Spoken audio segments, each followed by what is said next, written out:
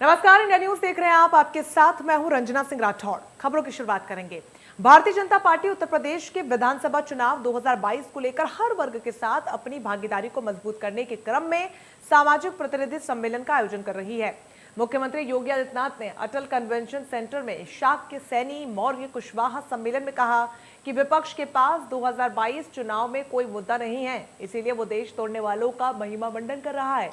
जिन्ना को आजादी का सिपाही बताकर सरदार वल्लभ भाई पटेल का अपमान किया जा रहा है। तो वहीं वैश्य समाज के लोकप्रिय पूर्व मंत्री नरेश अग्रवाल द्वारा आयोजित वैश्य सम्मेलन का आगाज हुआ। सम्मेलन में प्रमुख रूप से मुख्यमंत्री योगी आदित्यनाथ, केंद्रीय वाणिज्य एवं उद्योग मंत्री पीयूष गोयल, उप मुख्यमंत्री केशव प्रसाद मौर्य और डॉक्टर दिनेश शर्मा, भाजपा प्रदेश अध्यक्ष स्वतंत्र देव सिंह, प्रदेश महामंत्री सुनील बंसल शामिल हुए। जिसके बाद बीजेपी ने ब्राह्मण सम्मेलन कर ब्राह्मणों को भी लुभाने की कोशिश की है।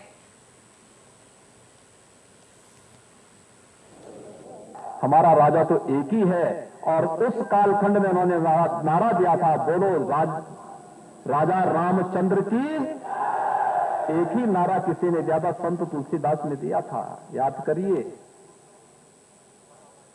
तुलसीदास जी ने उस समय नारा दिया था, उन्होंने कहा था हमारा राजा अकबर नहीं हो सकता, हमारा तो सनातन राजा है और वह है राम है, राम के बगैर हमारा राजा दूसरा नहीं हो सकता है।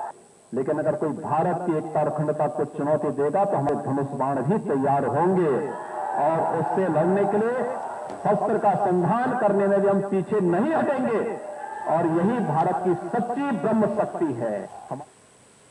उत्तर प्रदेश में होने वाली विधानसभा चुनाव के लिए तैयारियां शुरू हो चुकी हैं। कांग्रेस और बीजेपी समेत सभी दलों ने चुनाव प्रचार में पूरी ताकत भी झोंक दी है।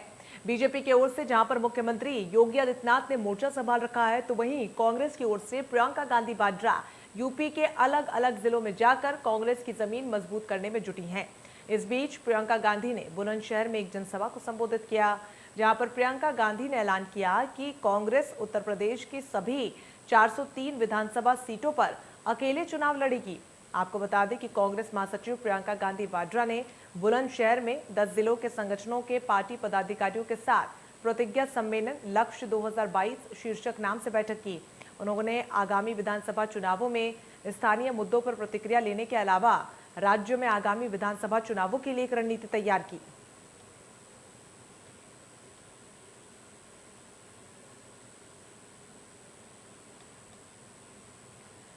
एआईएमआईएम के राष्ट्रीय अध्यक्ष असदुद्दीन ओवैसी ने अलीगढ़ में एक जनसभा को संबोधित किया और मुस्लिम को एकजुट करने की कोशिश भी की। तो वहीं अपने संबोधन में कहा कि उत्तर प्रदेश में हमको अपने सियासी क़यादत बनाना है। अगर हम एकत्रित नहीं होंगे तो हम अपनी सियासत नहीं कर पाएंगे। मैं आपको अपने वोट की कीमत और अहमियत की बात कर रहा हूँ। 1980 की बात नहीं थी, 1980 से पहले कोई हिंदुत्व की बात नहीं थी। 1980 के बाद सावरकर की किताब के आधार पर हिंदुत्व की बात आई।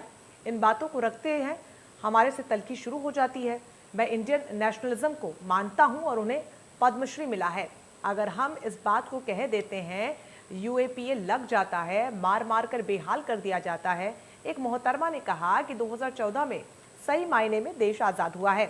प्रधानमंत्री और मुख्यमंत्री उत्तर प्रदेश से पूछना चाहता हूं कि 1947 में आज़ाद हुआ था कि 2014 में।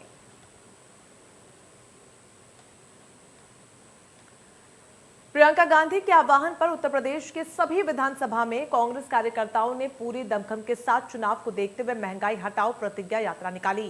गोरखपुर के महानगर अध्यक्ष के नेतृत्व में लोगों के बीच पहुंचकर उनसे प्रियंका के पक्ष में समर्थन की अपील की गई। उत्तर प्रदेश कांग्रेस कमेटी के आह्वान पर कांग्रेस ने 14 नवंबर से 24 नवंबर तक महंगाई हटाओ प्रतिज्ञा यात्रा निकालकर जनसंपर्क कर रही है। गोरखपुर के धर्मशाला स्थित महानगर अध्यक्ष आशुतोष तिवारी के नेतृत्व में कई कांग्रेसियों ने सड़कों पर घूमकर टेम्पो चलाकर दुकानदारों और राहगीरों से बढ़ती हुई महंगाई से जनता को रूबरू करवाया। गोरखपुर कांग्रेस का महंगाई हटाओ प्रतिज्ञा यात्रा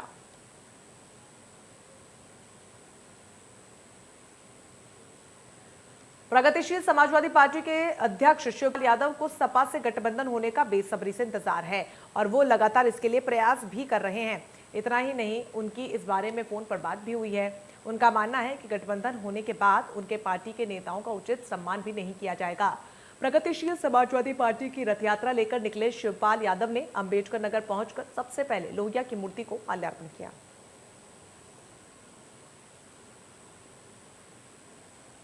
देखो, मेरा प्रयास तो बहुत दिनों से है और मेरी टेलीफोन पर बातें भी हुई हैं, तो समय आने पर ये सब बातें तय हो जाएंगी। उसी इंतजार में हम हैं। हम चाहते हैं कि हमारे लोगों को, जीतने वाले लोगों को, सबको सम्मान मिल जाए। देखो, मेरा प्रयास। खबर सुल्तानपुर से। यहां पर पूर्वांचल को एक्सप्रेसवे की बड़ी सौगात मिली है। एयर स्ट्रिप उतार सेना का हेलीकॉप्टर 16 नवंबर को पूर्वांचल एक्सप्रेसवे का उद्घाटन हुआ। प्रधानमंत्री नरेंद्र मोदी 16 नवंबर को उद्घाटन करेंगे। ये बड़ी खबर हम आपको बता रहे हैं, जहां पर प्रधानमंत्री नरेंद्र द्वारा इस एक्सप्रेसवे का 16 नवंबर को उद्घाटन किया जाएगा। एयर स्ट्रिप पे आप ये देखिए, आपको ये लड़ाकू विमान यहाँ पर दिखाई पड़ रहा है हवा में, एकदम नजदीक से सड़क के ठीक ऊपर से पूर्वांचल एक्सप्रेसवे के ऊपर से गुजरता हुआ ये विमान आप ये देखिए, आपको ये कुछ सुनाई पड़ रही होगी। यहाँ पर एयर शो की रिहर्सल कर रहे हैं। आज सुबह से लगातार कई चक्कर इन लड़ाकू विमानों ने यहाँ पर लगाया है। आप ये देख रहे हैं इस पूर्वांचल एक्सप्रेसवे के एयर स्ट्रिप के किनारे ये सेना के जवान यहाँ पर मुस्तैदी से खड़े हुए हैं। सुरक्षा के बाबत यहाँ तमाम इंतजाम किए गए हैं। एयर स्ट्रिप के आसपास जाने की लगभग सभी लोगों को मनाही कर दी गई है। कैमरामैन पंकज गुप्ता के साथ रवि श्रीवास्तव, इंडिया न्यूज, सुल्तानपुर। अक्सर अपने विवादित बयानों से सुर्खियों में रहने वाले बेरिया से विधायक सुरेंद्र सिंह ने एक और फिर से विवादित बयान दे डाला है। विवादित बयान देते हुए भारतीय राजनीति में ओवैसी को दूसरा जिन्ना बता दिया है। कहा कि भारत की धरती पर दूसरा जिन्ना पैदा हो चुका है। बीजेपी विधायक ने आरोप लगाते हुए कहा कि ओवैसी भारतीय राजनीति में शामिल होकर देश को खंडित करने की साजिश कर रहे हैं। ऐसे में दूसरे जिन्ना से सावधान रहने की जरूरत है।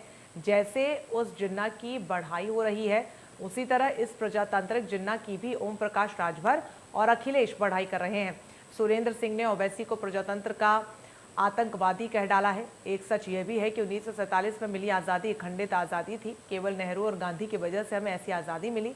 ये भाव आज भी मन को कचोटता है और दुख देता है। भारत की आज़ादी के जो भारत को मिली थी, खंडित आज़ादी मिली, उसी समय देश का बंटवारा हो गया केवल नेहरू और गांधी के चलते। यह भाव आज भी मन को कसोटता है।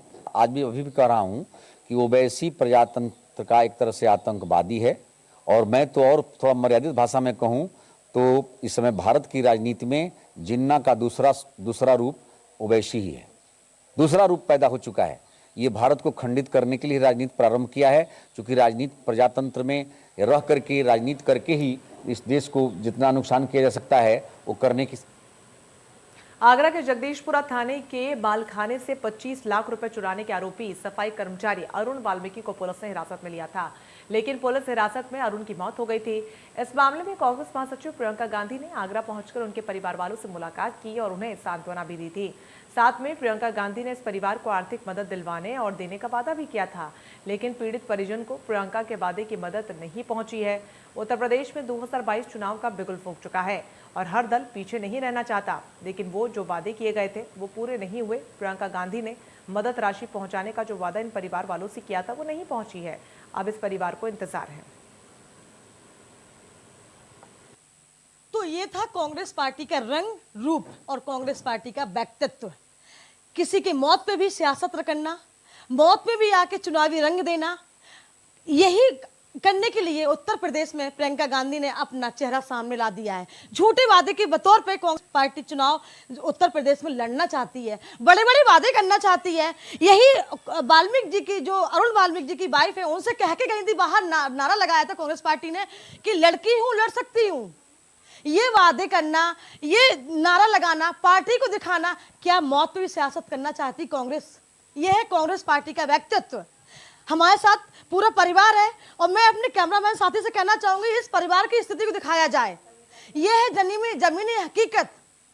इनके घर में किसी चीज की बंदोबस्त नहीं है।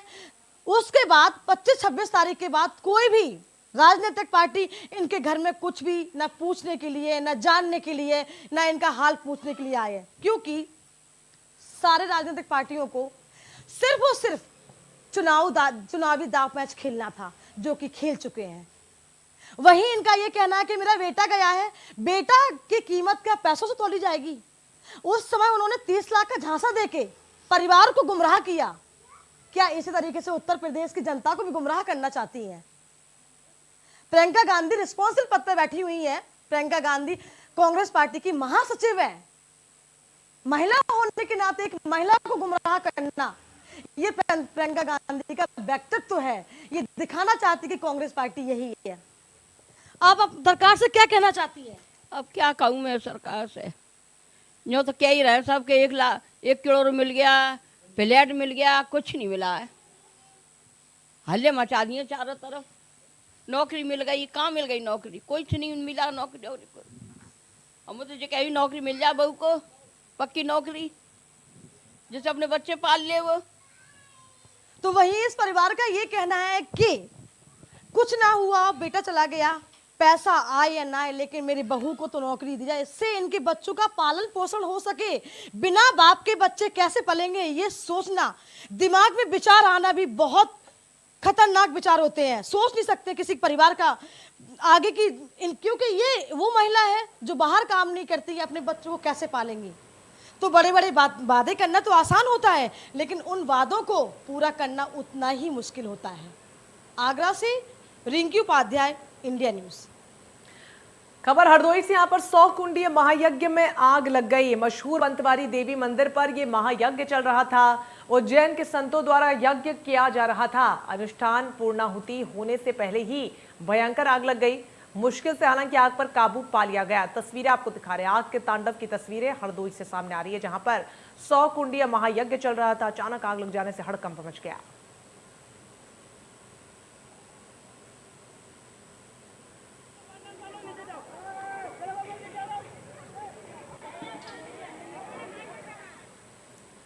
खबर एटा के जयथरा थाना क्षेत्र से है, जहां पर अधेड़ की गला रेत कर निर्मम हत्या कर दी गई।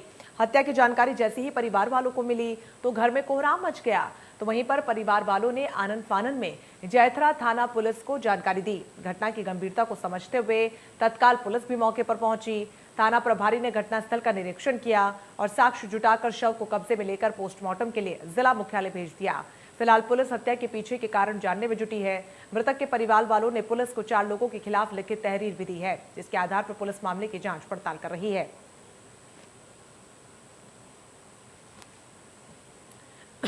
एटा के राजा का रामपुर थाना क्षेत्र के खैरपुरा गांव में घर के बाहर सो रहे 55 साल के व्यक्ति को कुत्ते ने काट लिया। कुत्ते के काटने से परिवार वालों ने व्यक्ति को अलीगंज के सीएचसी में 3 रेबीज के टीके भी लगवाए। टीका लगवाने के कुछ दिनों बाद ही व्यक्ति में रेबीज के लक्षण दिखने लगे। मरीज को बुखार, गले में दर्द होने लगा, जिसके बाद आनन फानन में मरीज को लेकर परिवार वाले दोबारा से सीएचसी पहुंचे, जहां पर रेबीज के लक्षण दिखने के बाद मरीज को आगरा मेडिकल कॉलेज रेफर कर दिया गया। परिजनों का आरोप है कि मरीज और उनके परिवार वालों को एसएन मेडिकल कॉलेज के स्टाफ और चिकित्सकों ने भर्ती करने से इनकार करते हुए जिला अस्पताल आगरा के लिए रेफर कर दिया, जिसके बाद मरीज की हालत और बिगड़ती चली गई। परिवार वालों का यह आरोप है कि डॉक्टरों ने मरीज के सही न होने की बात और हिंदुस्तान में इसका कोई इलाज नहीं है, इस बात कहकर घर पर रहने को कहा, जिसके बाद परिवार वालों ने सीएम योगी के कार्यालय में फोन लगाकर पूरी बात बताई। मैं कल आया था और उस पेशेंट को हमने एडमिट कराया अलीगंज में, और एडमिट करने के बाद में उसको रेफ़र किया तो पता लगा रात में जो है उसकी डेथ हो गई है। और वो क्लियर नहीं होगा, कभी कुत्ते का बोलते हैं वो, कभी मंकी का बोलते हैं। तो आज हम लोग जाएंगे वहाँ पे टीम देख के तो फिर पूरा पता लगाएंगे। सर क्या कारण रहा है ऐसा जिससे उसको हाइड्रोफोबिया तो हुआ था, रेबीज हाइड्रोफोबिया था और उसको रेबीज की बीमारी हुई थी। सबसे पहले सुबह उठा, मॉर्निंग में 6 बजे मैंने कॉल करी, शुभम नाम के जो योगी के साथ पी है उनसे बात करी। उन्होंने बोला जाकि सुबह मैं लखनऊ में हॉस्पिटल अभी अरेंज कर रहा हूँ, तब तक आप अपने उधर। उन्होंने मेरे को कॉन्फ्रेंस कॉल में लिया, जो जयप्रकाश हैं उनसे मेरी बात हुई। जयप्रकाश ने सीएमओ के पास गए, सीएमओ एटा के हैं, उनको कॉल पे लिया। उन्होंने लिया अलीगंज के हमारे जो रंजीत डॉक्टर, उन्होंने लिया। उन्हें सारी चीज़ जो बताया कि मैंने बोल दिया था कि बॉडी में इन्फेक्शन फैल गया है, मेरी कोई सुनवाई नहीं कर रहा, हर तरीके से मैं परेशान है। डीएम ने मेरी सुनवाई नहीं करी, मेरे पास कॉल डिटेल्स हैं सारी, और इसके बावजूद भी मैंने अभी भी अलीगंज बोला कि रेफर करो, बोल रहे कि इसका कोई इलाज नहीं है। इस चीज़ का इलाज है कि आप डॉक्टर हो ना, मना कर दिया है क्या? हाँ, साफ मना कर दिया कि आप घर पे रखो, आप डॉक्टर हो, आपको सब पता ना। हम तो जनता हैं। आपके मरीज को रेबीज घोषित कर दिया कि रेबीज है। हाँ, रेबीज घोषित कर। कानपुर देहात में तेज रफ्तार का कहर देखने को मिला। यहां पर बाइक सवार को अज्ञात वाहन ने टक्कर मार दी। हादसे में दोनों की मौके पर मौत हो गई। मृतक सचिन श्रीवास्तव सीबीआई लखनऊ में था पोस्टेड। दोनों की 15 दिन बाद होने वाली थी शादी। पुलिस ने शव को पोस्टमार्टम के लिए भेजा। शिवली कोतवाली क्षेत्र की बड़ी घटना। खबर एटा के जैतरा थाना क्षेत्र के गांव पूरी सारी का है, जहां पर संदिग्ध परिस्थिति में एक विवाहिता की मौत हो गई। विवाहिता के परिवार वालों ने ससुराल वालों पर जहर देकर फांसी पर लटकाने का आरोप लगाया है, जिसकी जानकारी जैतरा पुलिस को भी दी गई है। सूचना मिलते ही थाना पुलिस मौके पर पहुंची और शव को कब्जे में लेकर पोस्टमार्टम के लिए भी आए, जबकि अधिकारियों ने कैमरे के सामने कुछ भी बोलने से इनकार कर दिया है। ससुराली जनों का आरोप यह है कि विवाहिता से दहेज की मांग की जाती थी, जिसके चलते कई बार उसको मारा पीटा गया। ये बात विवाहिता ने फोन के जरिए अपने घर वालों को दी थी। जैतरा अंतर्गत ग्राम कोरसाली में से पुलिस को सूचना प्राप्त हुई कि एक विवाहिता द्वारा संदिग्ध परिस्थितियों में फांसी लगाकर आत्महत्या की है। इस सूचना पे स्थानीय पुलिस मौके पे गई है और प्रकरण में अभियोग पंजीकृत कर कार्रवाई की जा रही है। घटना से जो भी संदेहास्पद स्थितियां हैं उनको उनके संबंध में साक्ष्य संकलन कर रही है। कन्नौज कानपुर के बाद अब राजधानी लखनऊ में भी जीका वायरस ने दस्तक दे दी है। 2 मरीजों में जीका वायरस की पुष्टि के बाद स्वास्थ्य विभाग में हड़कंप मचा हुआ है। ऐसे में जीका वायरस क्या है और किस तरीके के लक्षण होते हैं, तो वही इससे बचाव कैसे किया जाता है, ये जानने के लिए हमारे सहयोगी ने राजधानी लखनऊ के SGPGI के microbiology expert professor Ujjwala Ghoshal से खास बातचीत की। रिपोर्ट देखिए। आज कानपुर के बाद अब राजधानी लखनऊ में भी जीका वायरस की दस्तक हो गई है। इस पर ज्यादा बात करने के लिए हमारे साथ में राजधानी लखनऊ के SGPGI की जो माइक्रोबायोलॉजी एक्सपर्ट है प्रोफेसर उज्ज्वला घोषाल जी हैं, उनसे बात करते हैं। हालांकि आपको एक चीज और बताना चाहेंगे कि अमेरिकन सोसाइटी ऑफ माइक्रोबायोलॉजी की तरफ से इनको उत्तर भारत का कंट्री एम्बेसडर भी चुना गया है। मैडम, आपको पहले तो बहुत बहुत बधाई। और थोड़ा सा जीका वायरस इस समय काफी ज्यादा चरम पर है, तो उस पर बात करने के लिए थोड़ा सा दर्शकों को बताइएगा कि जीका वायरस है क्या। Zika virus basically it is an emerging viral disease. जैसे बहुत सारी बीमारियां जो होती है समय समय पे दिखाई देती है, so it is a emerging viral disease. ये वही वायरस है जिससे जैसे उसी प्रकार का वायरस है लगभग जिससे कि डेंगू फैलता है। जैसे इसको फ्लेवी वायरस बोलते हैं। फ्लेवी वायरस इस ग्रुप में और दूसरे वायरस आते हैं जैसे डेंगी, जापानीज इनकेफ्लाइटिस, चिकनगुनिया, तो उसी ग्रुप का ये वायरस है। क्या लक्षण क्या होते हैं, कैसे फैलता है? हाँ, मुख्यतः इसके फैलने के देखिए कई तरीके हैं, लेकिन मुख्यतः ये मच्छर के काटने से फैलता है। वही मच्छर जिससे डेंगू होता है, यानी कि एडिस मच्छर। तो मेनली ये मच्छर के काटने से फैलता है। पर ये प्रेग्नेंट लेडी से, यानी कि गर्भवती महिला से, ये अगर उनको इन्फेक्शन हो जाए जीका वायरस का, तो उनके बच्चे में भी ये ट्रांसमिट हो सकता है और तब ये थोड़ा खतरनाक हो जाता है। अदरवाइज और इसके अलावा जो लैबोरेटरी वर्कर हैं उनको भी थोड़ा रिस्क रहता है, तो उनको भी अपनी सुरक्षा करके ही काम करना पड़ता है और ब्लड से भी ट्रांसमिट हो सकता है। तो मेनली मच्छर से होता है। मैम, अगर बचाव की बात की जाए तो किस तरह से हम इससे बचाव करें? हाँ, सबसे पहले तो हम इसके लक्षण का बात कर लें तो जैसे कोरोना में भी था कि 60 to 80% में तो उसका कोई ज़्यादातर ये एसिम्प्टोमेटिक होता है, मतलब कोई लक्षण नहीं होते। इन्फेक्शन होता मतलब कोई लक्षण नहीं होते पेशेंट को, इसलिए पता भी नहीं चलता।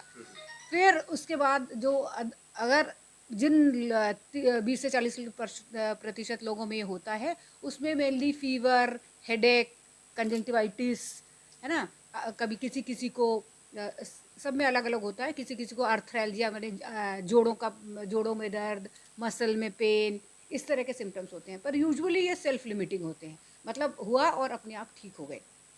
लेकिन जैसे मैंने पहले भी बताया कि जैसे अगर कुछ कंडीशन में ये खतरनाक हो जाए, इसका हम बातें क्यों करते हैं, इतना हम इसके बारे में क्यों भयभीत हैं या हमको लगता है ये खतरनाक है। एक जैसे कोरोना था कि ये एपिडेमिक का रूप ले सकता है। जैसे आपने देखा कि पहले खाली ये एक पेशेंट में हुआ कानपुर में, फिर उनसे एक से दूसरे को और दूसरे से तीसरे को वहाँ काफ़ी फैल गया, अब वहाँ से कन्नौज चला गया और अब ये लखनऊ। सो ये इसको बोलते हैं एपिडेमिक, जो एक साथ बहुत जगह।